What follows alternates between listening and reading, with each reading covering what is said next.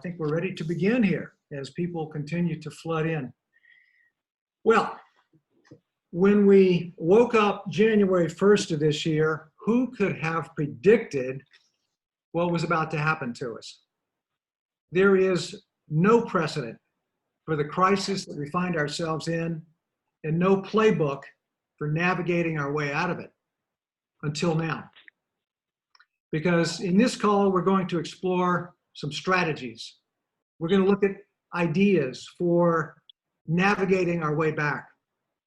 And with that, I'm going to beam up some slides here to kind of help the visual portion of this webinar.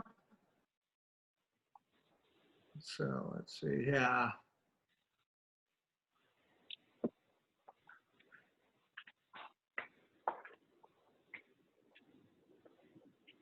And you may want to minimize the mugshots on your screen there. Not, but here we go. So we're going to look at some strategies for seeing what's next, some strategies for shaping and leading in this post-pandemic future.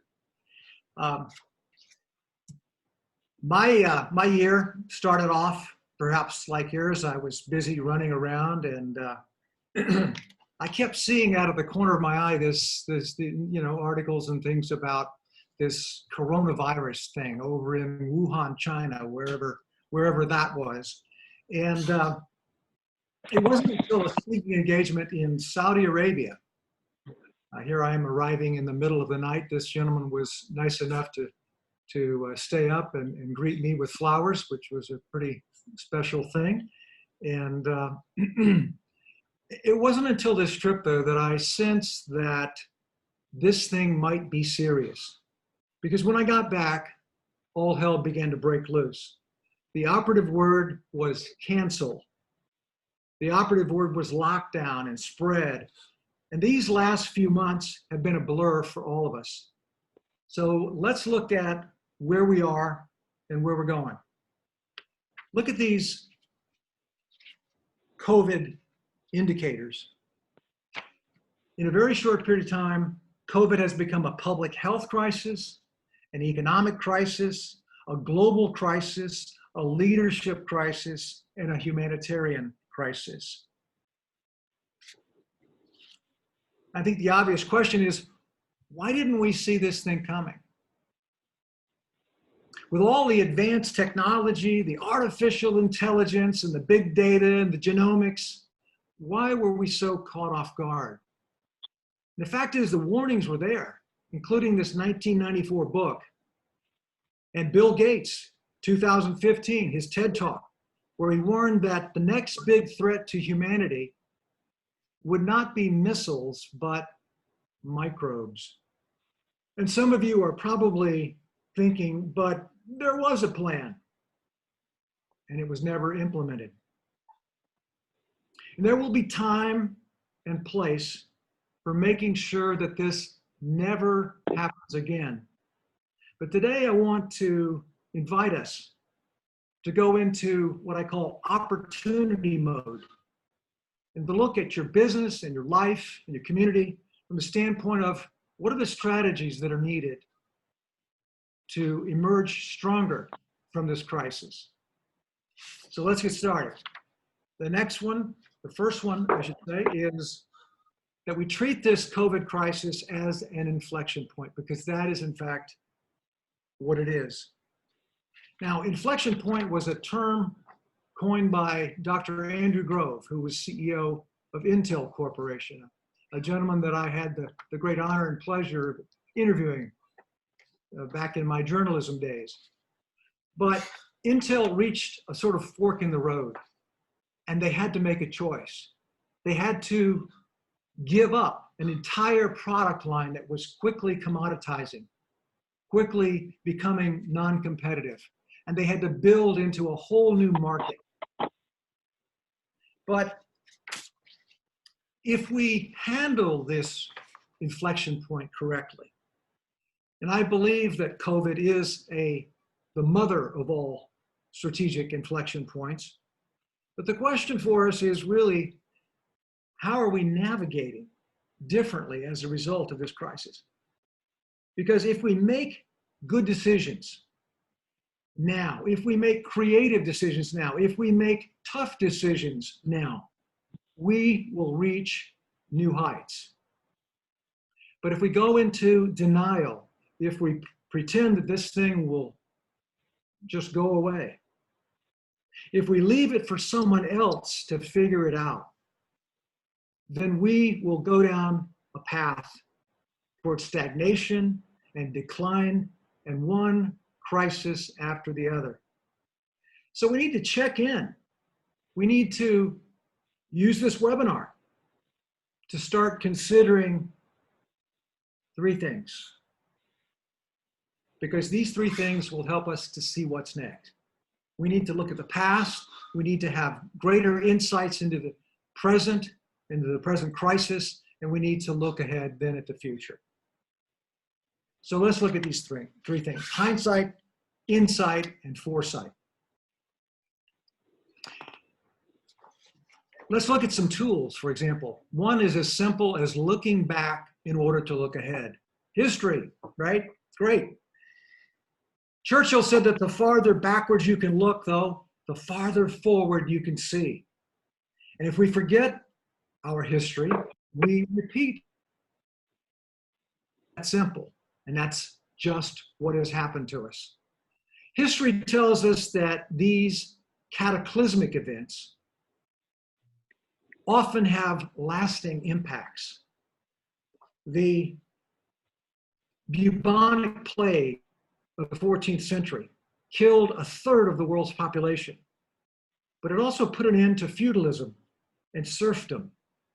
September 11th changed how we travel, how we ensure transportation security, and COVID is already changing our values. We're moving from feelings of being in control and safe to feelings of being out of control and unsafe the moment we leave our homes. We're moving from an obsession with shareholder value to stakeholder value, and considering the needs of not just our stockholders, but our employees, our customers, our communities, and the planet itself. And we're moving from unskilled workers to essential workers, those human beings who bring us vital supplies and protective gear. And we're moving from hype around social responsibility to collective action and activism in the public sphere. You know, I've been observing change for over 30 years for a living. And what I see is that change often takes longer to happen than we expect, but then in a period such as this, it happens faster than we could ever imagine, as we saw in the eruption of protests around the killing of a Black man by the name of George Floyd. For some of us, COVID is becoming a personal inflection point. Hunkered down, we've had a time to reflect on our lives and to reflect on quotations such as this: "In the rush to return to normal, it would be wise to use this time to consider which parts of normal are worth rushing back to." So that's where we are. It's an inflection point. It's a personal inflection point, and we've got to cope with it and deal with it and strategize. Strategy number 2. So number 1 is look at it as an inflection point. Number 2 would be that we use foresight to shape the future. And strategic foresight is, I believe, a learnable skill. Hold it, let me just back it up here.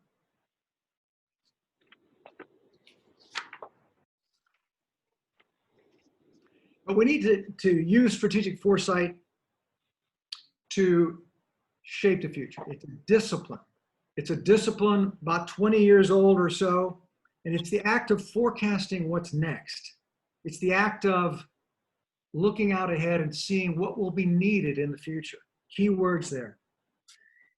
I think a good example of a company that has had amazing foresight would be Peloton. I wrote about them last year in my column in Forbes magazine. And John Foley is the founder, and he and his team at Peloton, they manage the future very carefully by closely watching what customers do, what consumers do, what problems they face. And what they observed was that busy people suffer from what I call time poverty. They often don't have time to attend classes at the gym. And yet, when they bought exercise bikes, they ended up storing them in the closet because they didn't use them. Something about the isolation, the lack of motivation for being alone. And so Peloton's big idea was to bring live classes to the consumer virtually. And now that gyms are closed in many parts of the country, in many parts of the world perhaps, Peloton's business is up 66%. But COVID is accelerating trends. And we're just getting started. Working at home up 173%. Shopping online exploding. Decline of brick and mortar retail exploding. Telemedicine. And those of you who are manufacturers will note that this whole just-in-time inventory system is being upended because supply chains have become vulnerable to disruption. And if you don't have any inventory, you're out of luck. So my recommendation to stay abreast is to organize what I call a plan ahead team. And it's related to the innovation tiger teams that I've been helping companies form for over 3 decades now, like this one in Bahrain recently. But a plan ahead team does more than crisis management. You come together not to fight fires, but to share insights, look at the trends, think about the big picture, think about how your customers are changing, how their needs are changing, and what we must do to capture those customers again. I'm convinced that foresight is a learnable skill. It's not difficult. It just involves paying attention and thinking out into the future. And normally I would be talking to you about what I call the driving forces of change, artificial intelligence and big data and so forth and so on. But in these times with the COVID crisis, those seem less relevant to me. I want to talk to you about designing the future here. When I taught at UCLA in the writers program in the 1980s, one exercise that I would have my students do, and they were adults in the writers program, not undergraduates, but I would have them think about their future. I would have them think about and write about their life 10 years out. I would ask them to ponder, what are you doing in 10 years? What's the view over the breakfast table? How do you want it to be? And they would tell me that this was the most interesting exercise because they had never really thought that far out. Now, I grew up in rural South Carolina, proud of it, great, and we never went anywhere. We also never really thought ahead the future very far. It would be Friday night and we'd say, hey, let's jump in the car and go to the drive-in. And we do it, $1 a carload. Now, my wife's family has taught me a little bit about forward thinking because they like to plan. They'll be planning not just this summer's vacation, but next summer's vacation. They'll say, hey, do you think we should go to the luau on Thursday night or maybe Friday night would be better? And I'm getting ideas from this. This is all that forward thinking is about. It's looking out ahead and planning out ahead and thinking out ahead and dreaming out ahead. So that brings me to the third and final of these three strategies. And then I want to open up for discussion here. But it's this. In a time like this, we need to experiment a lot with new business models, new solutions, new ways of doing the business, because otherwise we will become irrelevant. And clearly, COVID has not been an equal opportunity disruptor.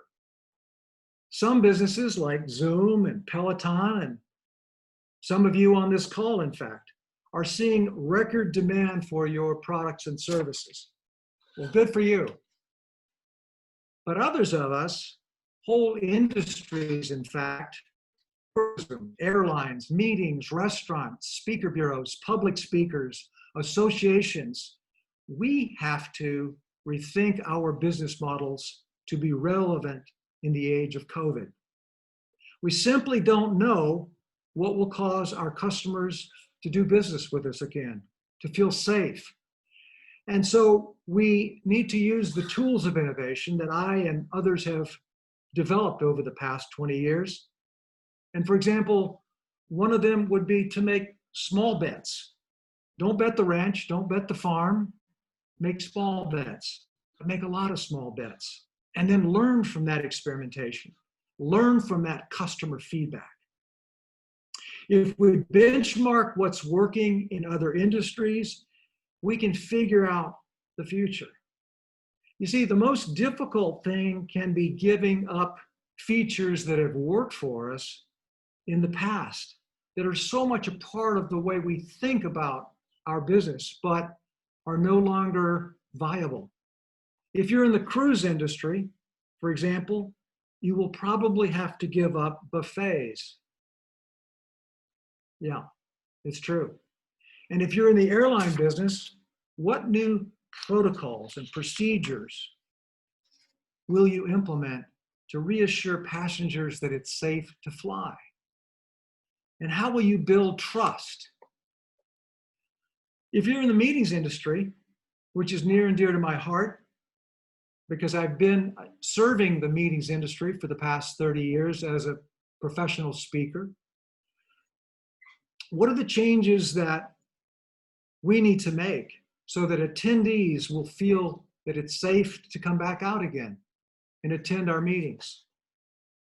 And a tool that I would recommend, a tool that is very simple, is find a need and fill it. What are the emerging needs of your customers? What are the emerging needs of society right now? And so I want to end this thing up by talking about these three gentlemen.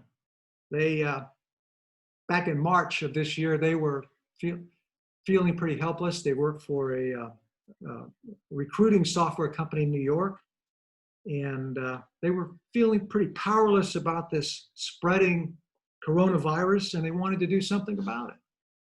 And the question was what? And so they did something that they do on an almost regular or almost daily basis. They went to the whiteboard. They said, you know, what problems are people having? How can we help? They had skills of being able to organize a lot of information, and information that was changing very dramatically. In other words, people in recruiting are coming and going a lot, right? So they had those kinds of skills, and they knew how to build databases of that sort. But they said, one of the big problems that we're seeing is people don't know where to go for testing. Maybe we could help out here. And so they started really getting excited about this. They started pulling all-nighters. They started tapping their network of law firms and other players. Many volunteers, engineers, people all over the world said, hey, sure, we'll pitch in, we'll help. And they launched this site in 5 weeks' time. And I always say, what are the needs in your life, in your family, in your community, in your organization that are different now than they were before this crisis? Matt Gefkin from All Clear, which is the name of this COVID website for testing sites, he said, feeling powerless during this crisis was difficult to deal with, but building this site has been helping us cope. And I think we can all cope a little better if we're willing to kind of turn outward and look at what are the needs out there. Remember this? Healthcare workers behind all these spacesuits and masks and coverings. And these folks at a hospital, I'm not sure exactly where, began pasting their pictures on their gear so that the patient could see who this person was behind this mask. And you might look at that and say, well, that's really cute. That's nice. I look at this and I say, that's an act of creativity, of innovation. See, we think innovation has to be big stuff. It has to be the big ideas, the technologies, and so forth. No, innovation is what we can do now. I wrote a book called Innovation is Everybody's Business, because I saw that many people think of innovation as being those people over there in the R&D department, or those people in marketing, the creative wizards. I want to try to show that innovation is everybody's business.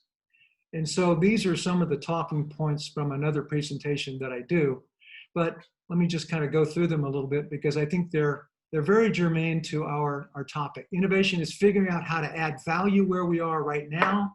It's finding a need and filling it. You can innovate in any job, any department, any organization. You don't need to wait for others to ask you to innovate. They probably never will. Innovation isn't just about having ideas, it's about taking action on our ideas. And finally, innovation isn't something you do after you get your work done. It's how you approach the work that you do. All right, so you have heard a lot from me already, and I think I will crank down on these slides and get rid of them. I don't think we need them anymore. So I'm going to stop sharing and come back online here.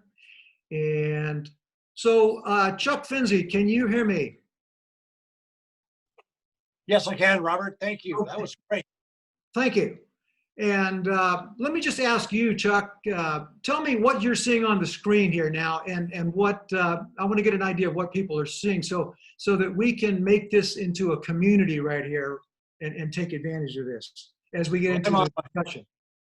I'm on my iPad, so I'm allocated 9 slots. So I see 9 very happy faces.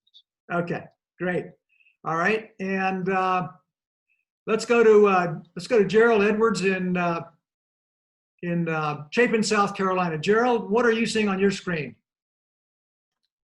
I'm seeing Robert Tucker in a checkered shirt in his office. So that's it? That's all you're seeing? Mm-hmm. Yep. Okay. All right. So everybody's got a little bit different arrangement here. You can probably tell I'm a little bit new to this Zoom thing, and most of the time in my life over the last 30 years, you've been like out there in the audience, and so this is fun. This is a little bit different. So I really am not sure under the rules of Zoom here, but so here's what I want to segue towards.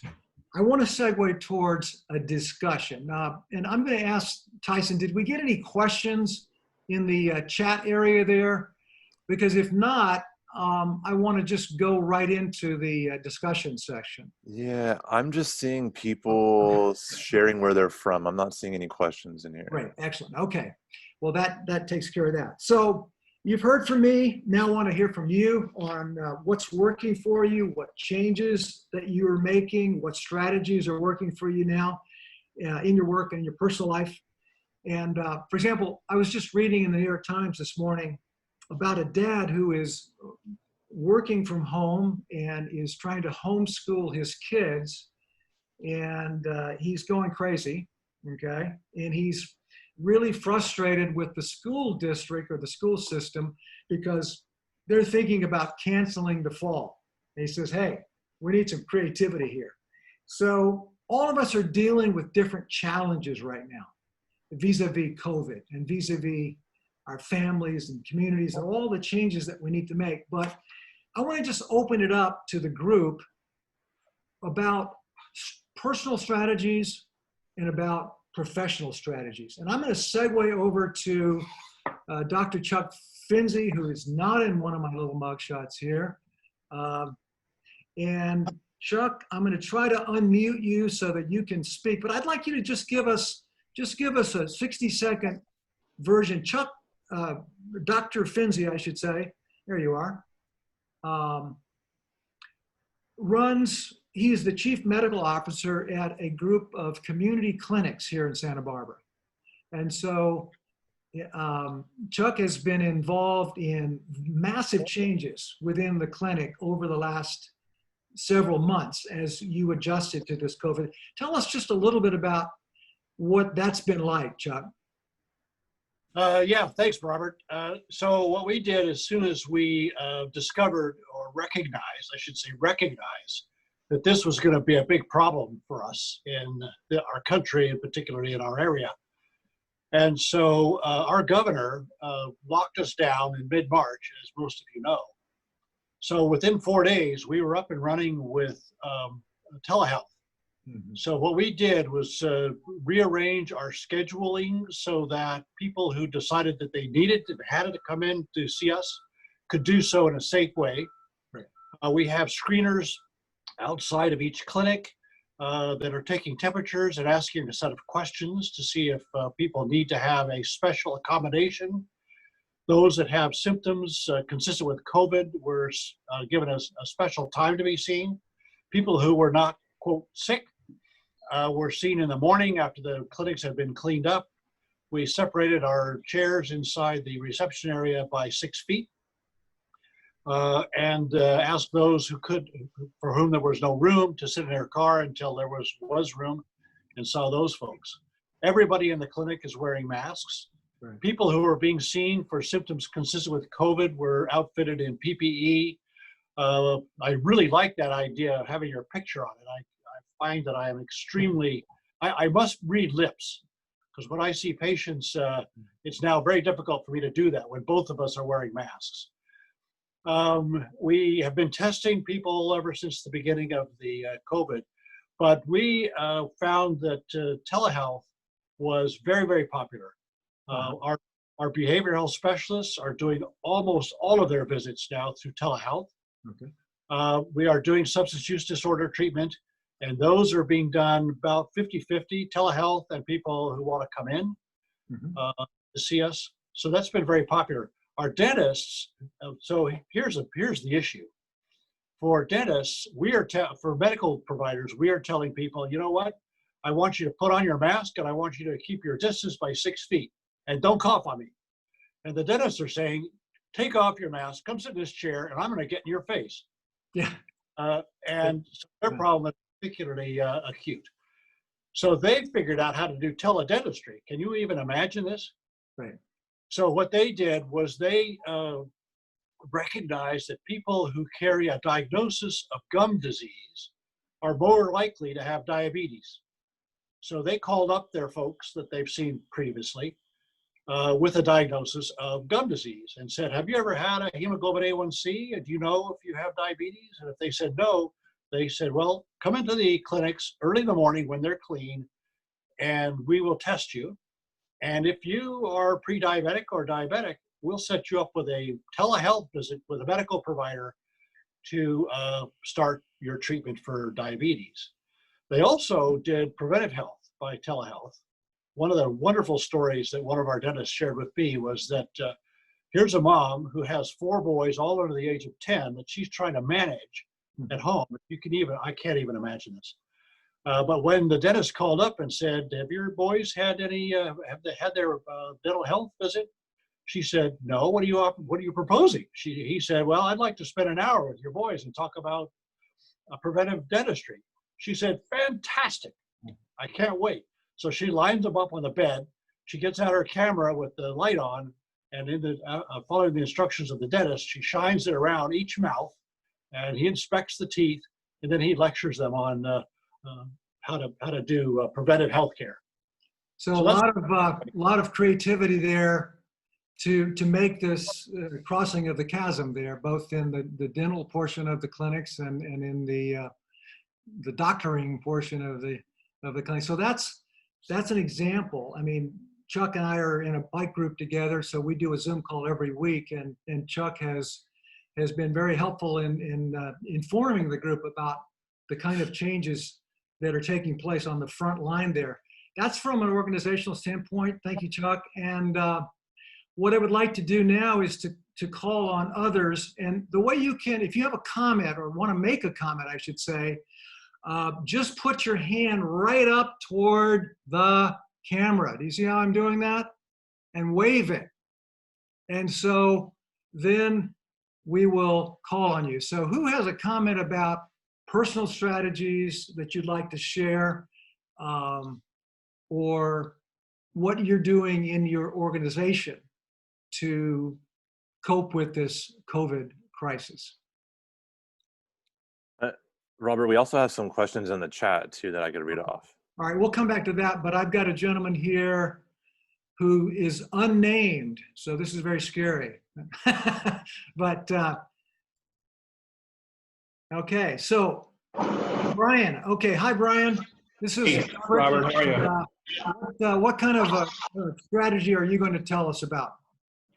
Well, we do innovation consulting, but we focused on ideation, and so we had probably 10 projects that went away, 10 scheduled sessions that we were planning to do, and so you know, that was disconcerting. We went virtual for a bunch of clients, and it's been, we had done some of this in the past, but it was forced on us now, and it's been really very successful, much more successful than I ever thought it would be. So let me ask you this, Brian. Do you think that you can do innovation just as successfully virtually? Because innovation involves collaboration and people being eyeball to eyeball and just constantly being able to interact. Or do you think that the pace of innovation will have to slow down because of coronavirus? Yeah, it's a great question. I mean, my bias was that it would be rough to do it virtually, but we've discovered that the technology has caught up to the point where you can do ideation sessions successfully. Now you have to do them differently. They're shorter, you know, you do breakout teams with different stimuli in the breakouts, et cetera, et cetera. You've got to plan them, I think, as well or better. You know, but there's some advantages actually to doing it virtually. You can get world-class experts to show up for only part of the ideation session. You know, you can have people that you don't want in a 2-day session over, you know, 2.5 hours. You could have only some people show up at certain times because you want them in some breakouts, but not in others. So I think the answer to your question is it's an and. The analogy I make, it's like when movies came out or when television came out, people thought the movies would go away, and they've coexisted. And so my view is that the virtual ideation, the virtual innovation, whatever you're going to call it, can coexist with the live, and there are advantages to both. Thank you so much, Brian. Yeah, that's a bird's eye view into how innovation will be changed by COVID going forward, and you're coping with that, and more power to you. All right, I see Stan Hatch here. And Stan, you're live. Can go ahead. One of the things that I noticed on your charts that you put up was the concept of the stakeholder shareholder problem. And that's something that I've been interested in for a long time. I watched on television the other night of two people in a very fancy house standing outside with guns, trying to keep the riffraff from attacking them. They thought they were. And that really created an obvious situation to me that we have a problem that the pandemic has exacerbated the problem of wealth and the people that don't have any Right. in this country. And one of the things that really needs to be done as we go along is figuring out ways to involve everybody other than the shareholder. Right. We've got to get the stakeholders involved. We've got to figure out ways in which we can't just ignore the customer. We can't just feed them poisoned food and, and make the money and be happy. Right. We can't ravage the environment and completely screw up the world while we're doing it. We got to pay attention to all of that stuff. And it's a really different frame of mind. I mean, I blame the Chicago economists that decided that shareholders were more important than anybody else in the world for this problem. But it's obviously changing. As you know, I work a lot with Direct Relief. And Direct Relief is an organization which wouldn't exist without or without social responsibility by corporations. Exactly. I mean, they when I first started with them, there was getting corporations to be socially responsible was very difficult. Now they're all falling all over themselves to try to figure out how to do something. And I think that's encouraging. I mean, Direct Relief is growing exponentially because of social responsibility. And I would only hope that this would create a situation in which we can do something about all that. You're very right. And I should tell folks that you and I are friends, and we're also in that same bike group. And Stan Hatch is an attorney and a prominent attorney in town. I think you and your wife were awarded Persons of the Year in our town of Santa Barbara a couple of years ago. So I point that out simply because Stan has also another strategy that he didn't tell you about, a personal strategy. It's not really a strategy, but it's Stan being creative and figuring out how to make the most of this time period. Stan is writing, and I don't want to, preempt you here, Stan, but you're writing your autobiography, correct? And you read it, whatever you've written, at the end of the day, you read it to your wife over dinner, and that's how you're kind of processing this whole thing, right? Just a couple of bars on that, and then we're going to go to the next person. Yeah, I mean, it's interesting that to review your life, and in light of the conditions that we now live in, see how you got to where you were, and to what extent you were dependent upon other people. There you go. I mean, instead of thinking that you're it, that you figured it all out, and that's why you're successful, you realize that there were an awful lot of people that created the situation in which you're privileged to do this stuff. You also realize that people who aren't privileged can't do this stuff. Yeah. And it's important for us to recognize that as we continue on. And I do find it interesting to review my life in that regard and to kind of check it out. Keep it up. Report card on it. All right, so we're gonna move around here, and I'm hoping certain people will put up their hand like this and wave it so that I can call on you. I don't see everybody on my screen here, but let's go to Boston and Mr. Joe Opiella. Hi, Robert. Can you hear me? Yes. Okay.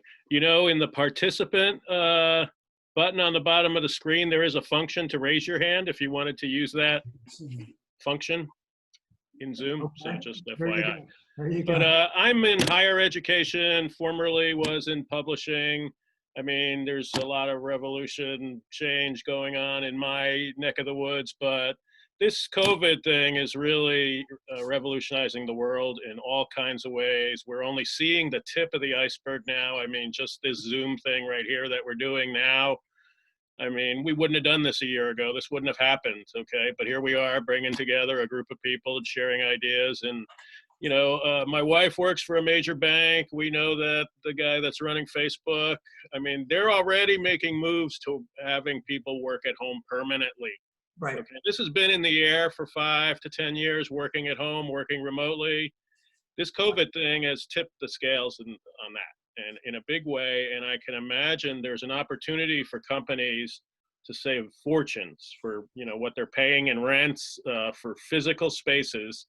When some research shows people can be even more productive at home. They don't do the commuting, okay? They have the extra hours to put into work. So people can be more productive. This Zoom function here, I mean, you can do everything you can do in a conference room on Zoom. I don't think there's anything special necessarily about the conference room relative to the Zoom. And in fact, it has certain advantages. And this is the way things are going to go. So they're changing exponentially in all kinds of ways. Relative to the teaching world, I mean, I'm teaching online in the fall. I am convinced, and I've been, working hard at it, that I can teach an equally compelling course online that I can teach face-to-face, possibly even better in some ways, especially for certain kinds of students. But then the gentleman talked about the divide that COVID has accentuated, highlighted in our society. I mean, this is hopefully an opportunity for our leaders, our government leaders, local, state, federal, to kind of implement change. I mean, the George Floyd episode, is kind of a flashpoint for that. But I am hopeful that through the COVID crisis and through the new awareness about race and the divide of race, that there's a better day for these United States, with all due respect to those who are abroad, for a better day. In that sentiment, Joe. So thank you, and let's move it on here to. I want to hear from Jatin Dasgupta. Jatin, here we go. Are you able to get? I'm here. I want to thank you, and I want to thank everybody for participating today. I'm very happy to do this. I just want to give a little. A well-known videographer. He's currently based in Houston, Texas, and has been a part of my life and my career. We've done a number of videos together. We did a thing called the Elite Retreat a number of years ago, where we looked at the future of conferences. I think we really foresaw this particular fate for conferences, but take it away, Jonathan. Give us a brief summary on some of the strategies that are working for you. Yeah, absolutely. Just a little additional background. So almost 15 plus years in the Hollywood media industry and in the big movie side, and also on the advertising side and a lot of other kind of creative projects. So that business, in my experience, we've been forever on our toes, and we've been built to adapt to the ever-changing landscapes. Media productions live and die by the ability to forecast problems and solutions. And the film and media business was absolutely crippled by everything that's been happening recently, not only just COVID, but also the social and other kinds of situations that are going on right now. So I'm stationed out of Houston right now, and I've had to adapt and take advantage of all of my skill sets, and not just the ones that I perhaps love to use more than others. And for me and my peers, luckily I've been on the cutting edge of this kind of adaptability, whether it's video conferencing, whether it's working remotely or collaboratively, especially on complex and creative tasks. So it just kind of reminds me that it's a time for facts right now. It's a time for science and common sense, which isn't as common as we've taken it for granted in the past. But it's definitely a time to come together and embrace diversity. So in my case, what I've had to do is I've had to survey my resources. I've had to lean into my strengths and all the tech tools at my disposal. I've had to do something that I've learned from Mr. Tucker over the years, which is to be able to see what's coming around the curve. And I believe that the pace of innovation can actually accelerate now. And it's time to deepen that relationship between the mentors, the proteges, the experts in the industry, and the newcomers and the other advanced members in those industries, so that we can create a more seamless collaboration, because it's very important right now to create a flow of information and expertise. So there's a passing of torches right now, so that those people who have been leaders for so long are able to instill those values and those skills to a new generation that is going to be very important to how the world continues to respond to these changes. Jonathan, thank you so much, man. It's good to see you. I want to move over to somebody else and maybe put him on the spot if he's willing to comment. But Chris Sherwin, Landspeed, can you enlighten us here? Now, let me just preface this by saying that Chris's company used to be located in the same building I'm in. We got to know each other over the years, and he is a mover and a shaker, but a good guy, and he's also dealing probably with an amazing amount of new business here as a result of this whole thing, right? So what are your strategies, Chris, for taking advantage of the COVID crisis, and how do you interact differently with your customers and with your employees? Well, thank you, Robert. It's really nice to see you, and I appreciate you hosting this conversation today, because it's the timing is great. Love hearing other insights from others in different industries and what they're thinking and doing right now. You're right. Being in the IT services sector, we've actually been busier than ever. And it started in March with everybody having to go and work from home. So with companies scrambling to try to get their employees working from home, working securely from home, working efficiently from home, there was a huge demand for getting those employees set up. And so we were busier than ever in March and April. And that has tailed off a little bit because it's kind of settled in. But you know what we're seeing in the IT sector is we're seeing a significant increase in cyber attacks. The bad guys recognize there's now more vulnerabilities than ever because there's more points of attack. Right. Now with so many people working in different locations, the security may not be as strong in someone's home as it would be at a corporate office. The bad guys have decided this is an opportune time to see what they can do. And so across all industries, we are seeing the cyber attacks increase. And so that is a significant change that I don't think is going to go away. I think that is going to continue. Right. And so cybersecurity companies are going to be in higher demand than ever before. Right. That's also going to lead to an increase in compliancy requirements.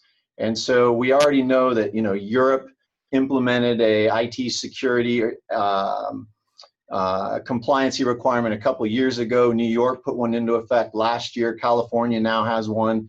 That's just the tip of the iceberg. We're going to start seeing more and more states, more and more industries require certain levels of compliancy when it comes to IT and security and risk.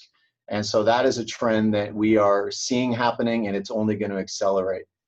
So, I think the tech sector right now, we're going through a lot of changes as well, but the demand for technology services, the demand for security is on the increase. And so on that, on that note, I'm fortunate to be in the sector that I'm in. You sure are. And I wish you well in all of these things. Yeah, I was thinking about that cybersecurity issue. You and I talked about that over lunch the other day. And so let me go to Mr. Saeed Akhtar, who is actually in Pakistan and has his camera off at the moment. Saeed, can you still hear me?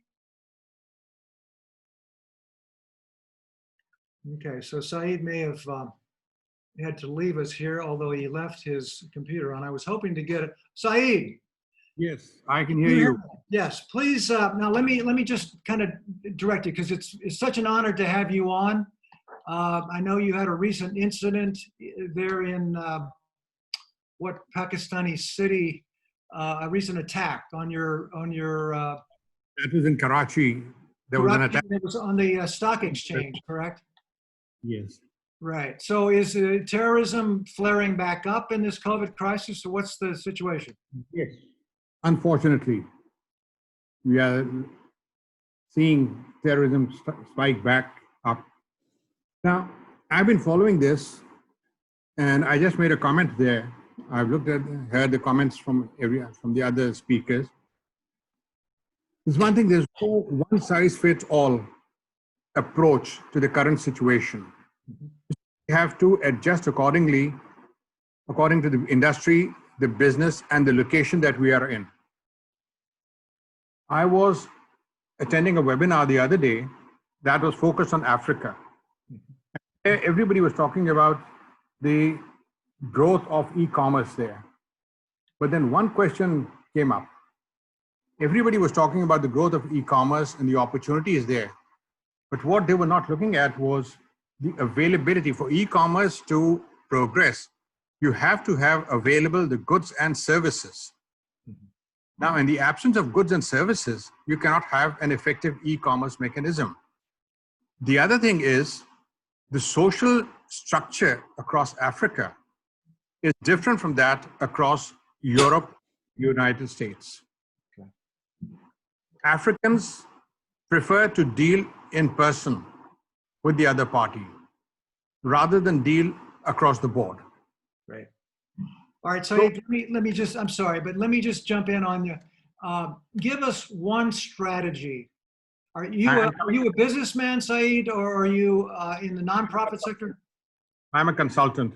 Okay, so great. So give us just one strategy from where you sit in Pakistan, please. That is what I was coming to. You see, the strategy to approach is looking at the different markets. What we've got to do is adjust accordingly and move gradually, rather than move abruptly, follow examples from everywhere, and then try and emulate those for the local market. The strategy should be to move gradually, adjust accordingly, and see how things take up. The biggest mistake that we do is we look at a success story somewhere else, try and adopt that to our local situation, and that leads to our failure. Okay. The strategy should be to move gradually, take small steps at a time, and see where we can adjust. Okay. Not necessarily to adopt what the success story has been elsewhere, but to see how the local situation evolves and then move accordingly. Great. Thank you so much, Saeed. And what time is it there now in Pakistan? It's close to 9 o'clock, 9 p.m. Well, very much delighted to have you on the call, and I totally agree. Let's see now, let's use the old-fashioned method here of putting your hand up if you have a comment. Yes, David, you're live. Hi. You are what? Tell us about your business. Sure. Yeah. My name's David Dulk. I run a consulting firm called Fearless Survival. We help people with third-party risks, such as. Where are you based, David? I'm based in Chicago. Chicago, wonderful. You and I have met in person once before at an event. Although I can't remember what the heck one it was because there's so many in the real world. Yeah. But what I'm seeing is two things. The supply chain issues that all these companies had that affected things, everything. If you ever thought that, I don't think we ever thought last year that we'd be living in a world where we might walk into an American supermarket and for a week they're not seeing any meat on the shelf. I don't think that was something that was there. And then on the other side, your IT counterpart, whose name I didn't catch, I apologize, mentioned, how much work is being dumped out from companies as people are sitting at home watching Netflix all day instead of actually working. And it's creating a situation where there's increasing amounts of corporate governance problems because too many things are being done outside the corporation by non-employees. And then the supply chain. So it gets back to a whole thing. I think there's a new need for sustainability to occur, but more at a board level that's truly operational and not just a buzzword check the box kind of thing. And that's my major insight of, if you say what's the past 3 months have shown me, it's that, and people don't even know that they're actually adding more risks to their companies as they do that. Great. Thank you, David. Yeah. And say hello to Chicago. I miss it. And let's see here. Now, being that this is one of the first Zoom calls of this nature that I've done, I would not be at all surprised if in about 2 minutes here, as we hit the hour, whether this whole thing goes kibosh or whether we can go into overtime, which I hope we can, for another 15 minutes or so. I know all of you are busy people and you've got places to go and things to see, but if we get cut off here in 2 minutes or so, you will know what happened. This is my first. Let's see. Let's move over. A lot of people do not have their cameras on, so it's very hard for me to call on you or to participate with you. But if you'd be so kind as to turn that camera on. For example, Mr. Jose Rivera, I would love to hear from you, sir. Are you within earshot?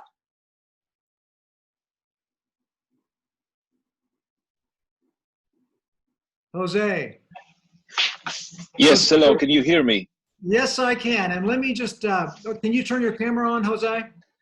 Just give me 1 second if I can make it happen. And while you're doing that, I will introduce you. Jose runs one of the most important trade associations in the United States and is a very innovative guy and was, I had the good fortune of being a speaker at several of his events over the years. And so I'll just preface it that way, but can we take it away from there? Yes, just like several of you guys have mentioned, the pandemic has hit different companies in different ways. We have some system integrators which is the majority of our members, delivering into those industries that have boomed, for example, pharmaceutical or the ones in food and beverage. And so they have been, blessed with additional work. But at the same time, they had all these challenges about how do I access, how do I get my employees to remain safe, how do I remain keep safety for the employees of my customers.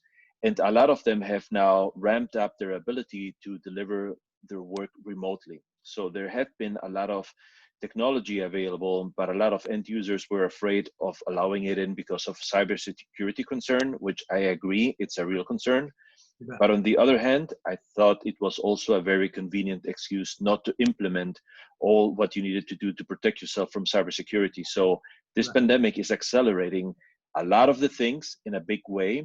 And I think in a good way too, all these opportunities related to artificial intelligence that in the past were not taken advantage of because of this cybersecurity fear, and all these different things are now, being leveraged much more, or having an opportunity to be leveraged much more because the cybersecurity concern is now being forced to be addressed.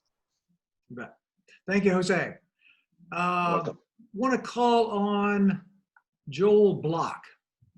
Joel is a speaker, an author, and a friend, a personal friend, lives in Los Angeles, and looks like, Joel, that eye problem that you've had is persisting, but hopefully you're doing better.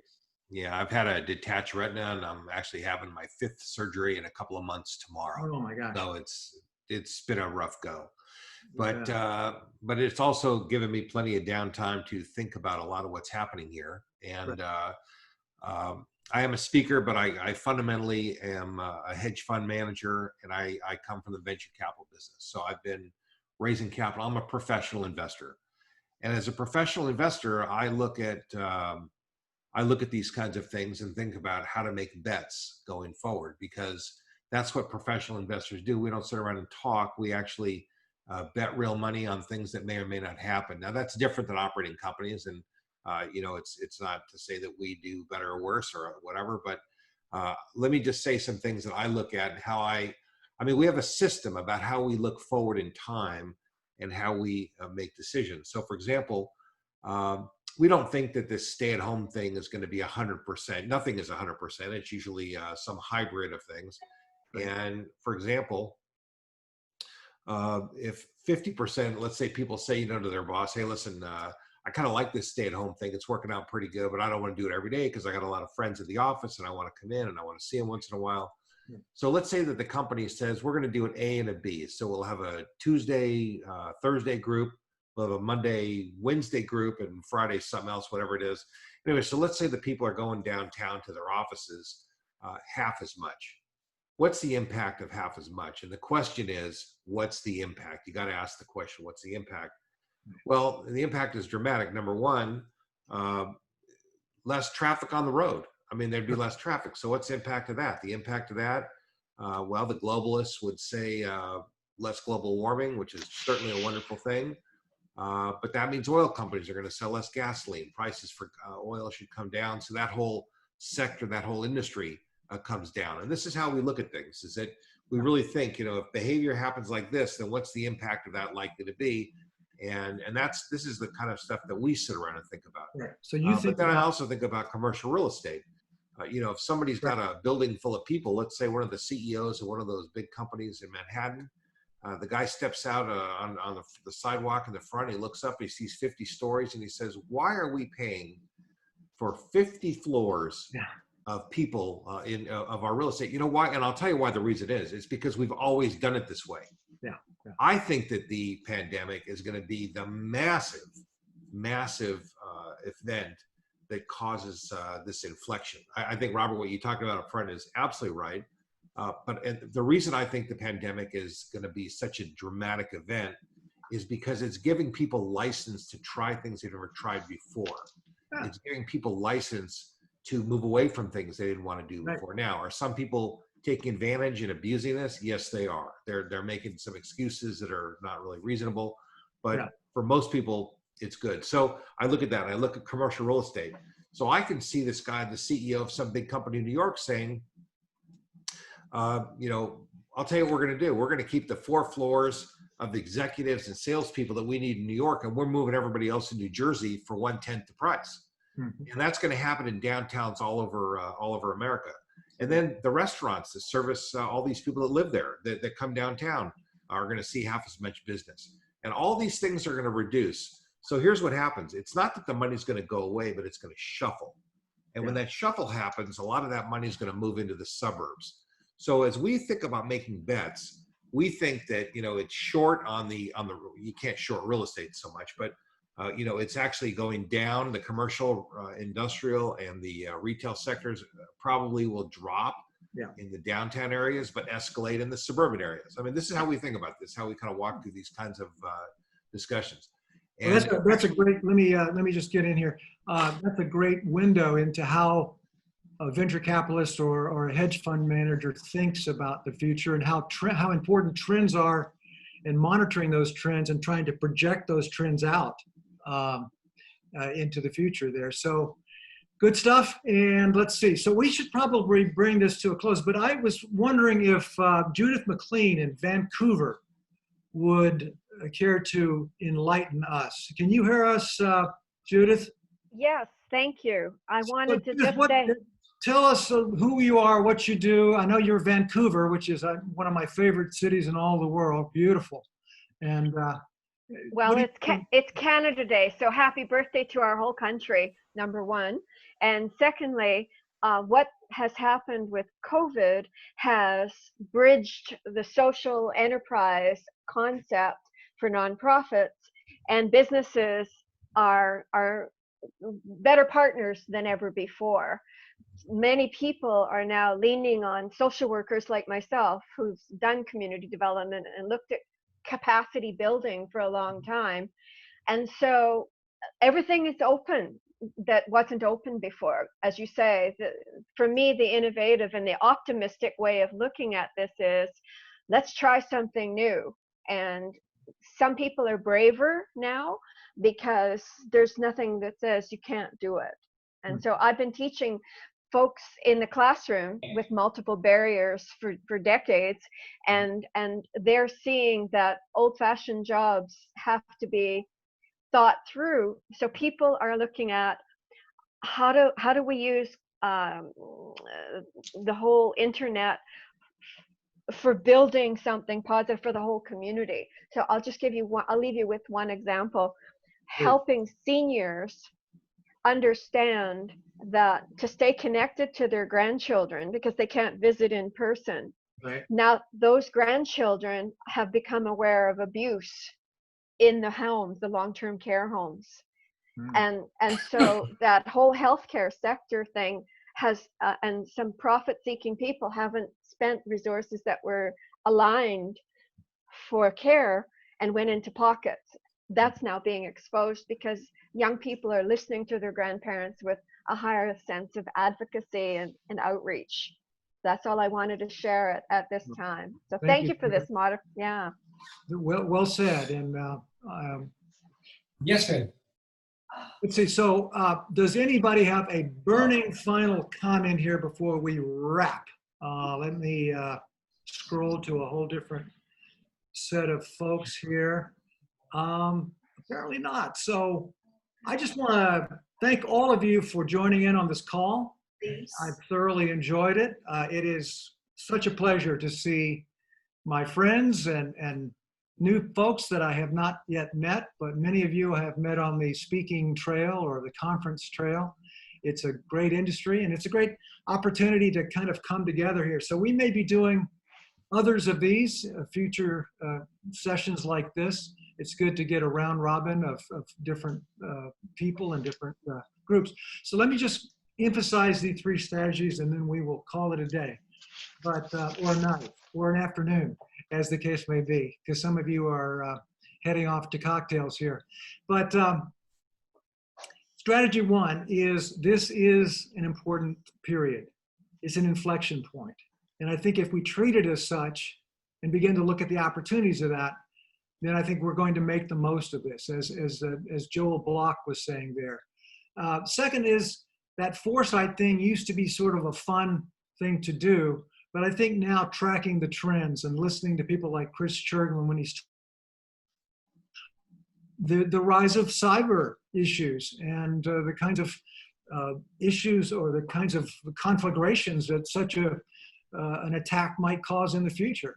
I think those are important. I think we've got to look at the trends. We've got to pay attention when we're out and about, not just when we're watching television, but what are the trends and how do these relate? And then finally, innovation, of course, which has been my passion for 30 years, but not so much innovation in R&D right now, but innovation in how we make our business model viable, how we make our careers relevant to the times, and how we step forward as individuals and create a world that we want to live in. Because if we step back, or if we wait and watch other people do this or watch things occur as they will, we might not end up in 5 or 10 years from now with a world that we want to inhabit, and certainly that we want to pass along to our children and our grandchildren. So anyway, thank you all again. And I would appreciate, first of all, for those of you who want slides, Tyson, can you tell them how to obtain the slides? Yeah, I'll drop it into the chat right now. I'll put a link in there. Oh, wonderful. That would be wonderful. So if you'd like a copy of it, and also as you request those slides, there's a brief sort of evaluation comment form there. And I would dearly love to hear your feedback, which just takes a couple of moments there on this session, how it could be improved, what you got out of it, what ideas, what strategies were most meaningful to you from myself and from some of the other guests on the call. So with that, I bid you adieu. Have a great summer and hope to see you soon. Thank you.